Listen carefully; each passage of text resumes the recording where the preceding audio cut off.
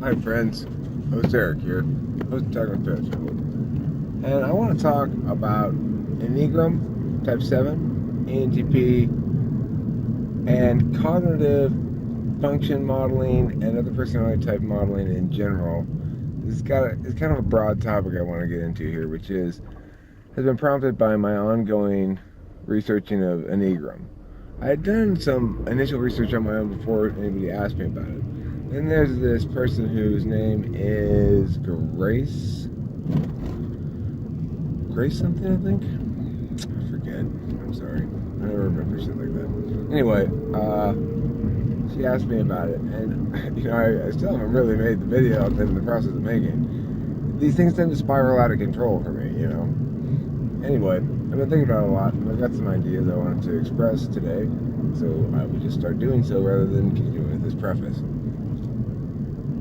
First of all, this Enneagram page that I read that talked about the wings and how there are two different theories regarding the wings. One of which is it's always one wing is predominant, and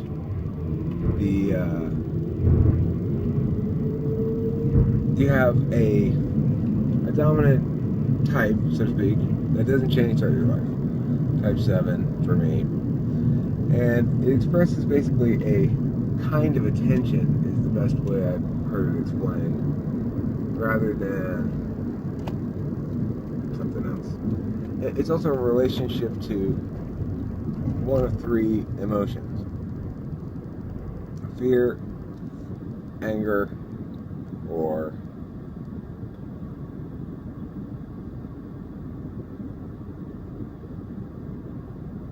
I forget. I forget what the third one is. It's not me, obviously. But I remember the ones for me. It's fear for me.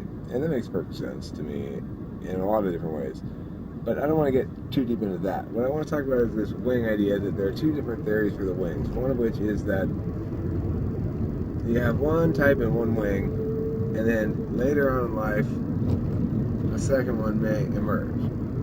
But then it'll always be subordinate. And then if the other theory is basically that there are people who are bi-winged, so to speak, that they express both wings. And the thing about a wing is that it's gonna more or less always be one of the ones next to you. So for me, it'll be 6 or 8. And some people, they say, will manifest both. Well, I'm quite confident that I do manifest both, and I challenge some of the basic underlying theories of this. Well, I challenge some of the conclusions that are drawn in terms of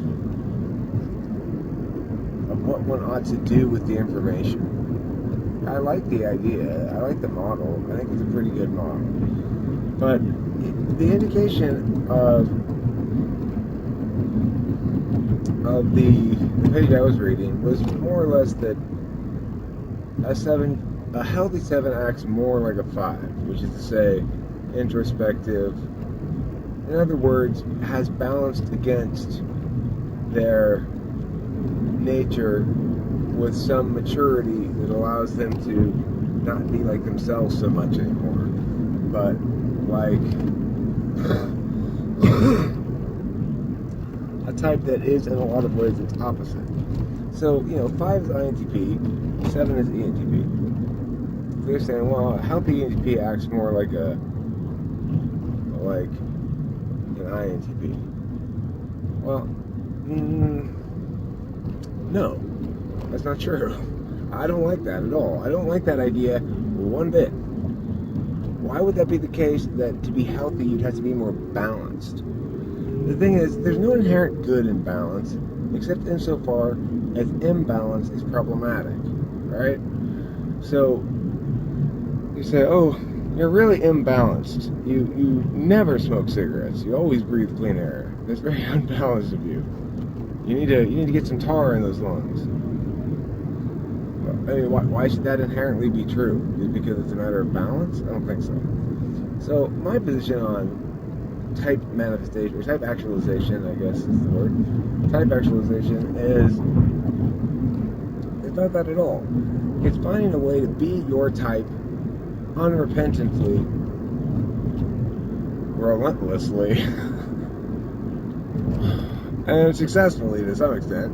You know, successfully enough that you can get by in life and to be happy with yourself for who you are, and not try to improve yourself into somebody else. I don't like that idea at all.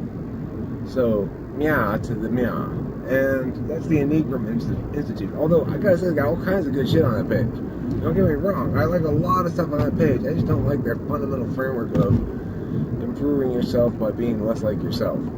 So, and this is common in personality type stuff, which is what I want to kind of segue into here. One thing I really like about cognitive functions, as I understand them anyway, is that there's this inverse proportionality thing going on.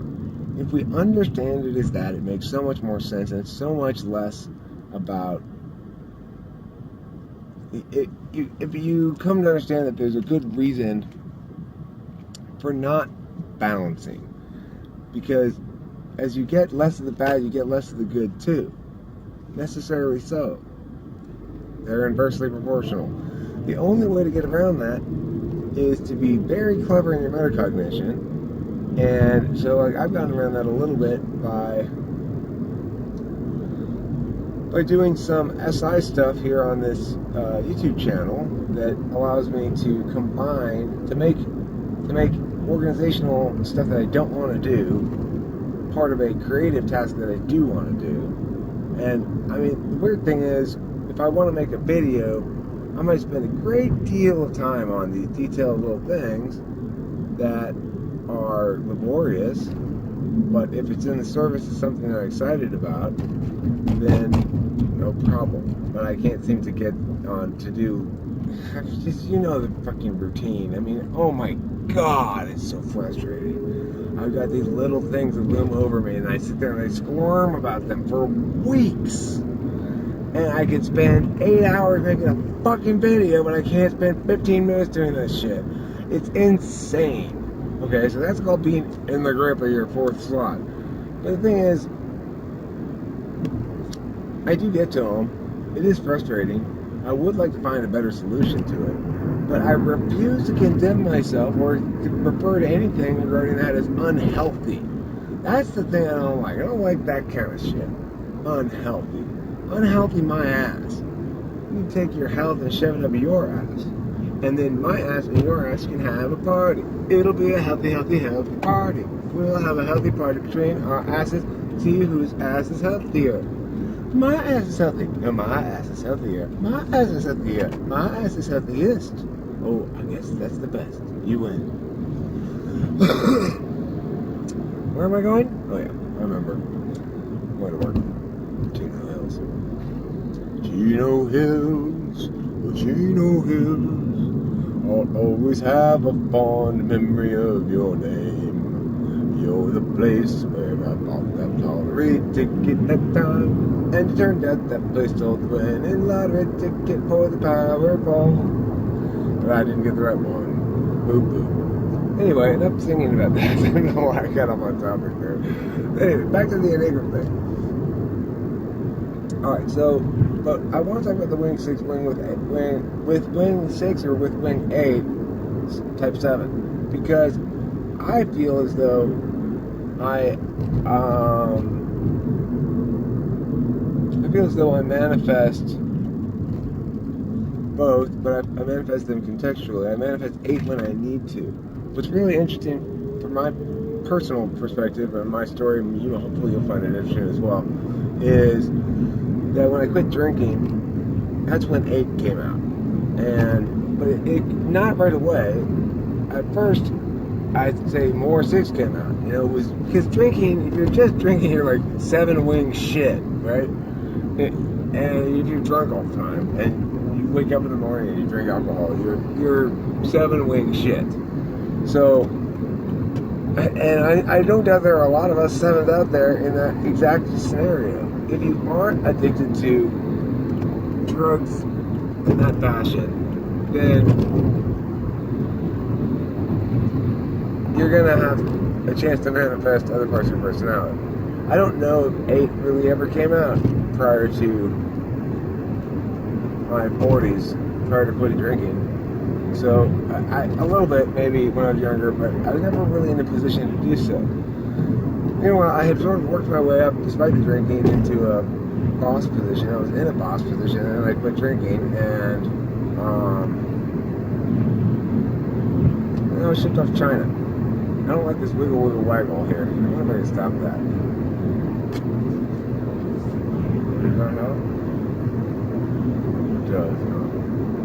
Okay. So, yeah, I was in a boss position. So, I was in a position to display some more traits of 8. When I moved over to China, I found myself in a position to have to. Which is to say, the assistant coach who I left behind in my stead. Now keep in mind, this wasn't like a big planned thing. It was kind of sprung on me last minute to go to China. This guy was not ready.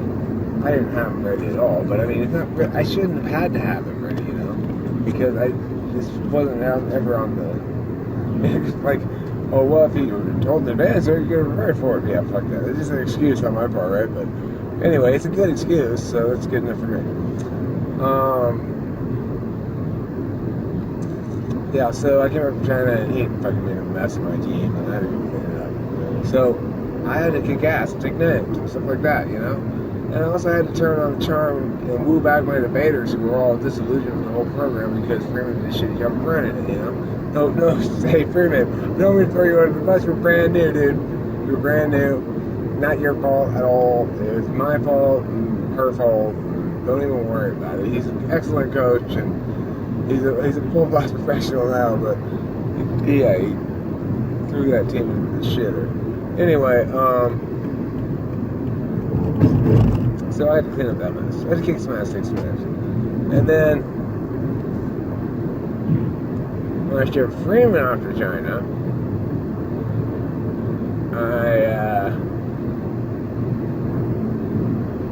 I said, if you wanna go poop, you gotta make a loop.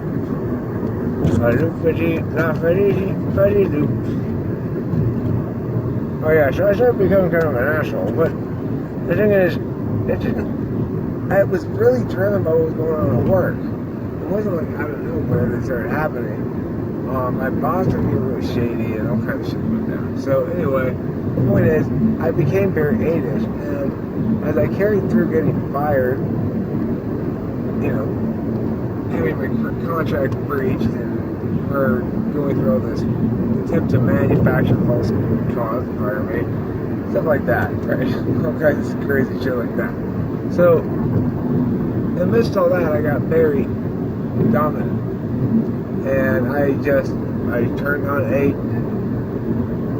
like I never realized I had it before, right? And then, once you know you have that power, and it's in your arsenal, at first, probably you go to it too often, like, ooh, new thing. I think that happened to me. I got a little too 80 for a while there. But, I am segueing out of that time period. And it's very definitely, I mean, a person undergoes change throughout their life. They're going to undergo different phases of development. They're going to experience different things from different perspectives as they grow and stuff like that. There's not a reason to believe that a healthy ENTP acts more like an INTP. So, yeah, I don't like that one bit. Nothing against INTPs, mind you. I think a super cool ENTP acts more like an INTP. If you're measuring in terms of coolness points, yeah, I agree. I would be all cooler if I acted more like an INTP, because then I wouldn't be, you know, hey, look at me all the time, right? There's nothing very cool about, hey, look at me. This is something that INTPs sort of roll their eyes at me about. It's like, you know, that's not cool, dude. Hey, look at me is not cool. Well, I'm sorry. Hey, look at me. I'm making another video.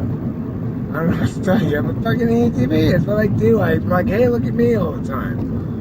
I'm sorry. I thank you for looking at me. I appreciate it.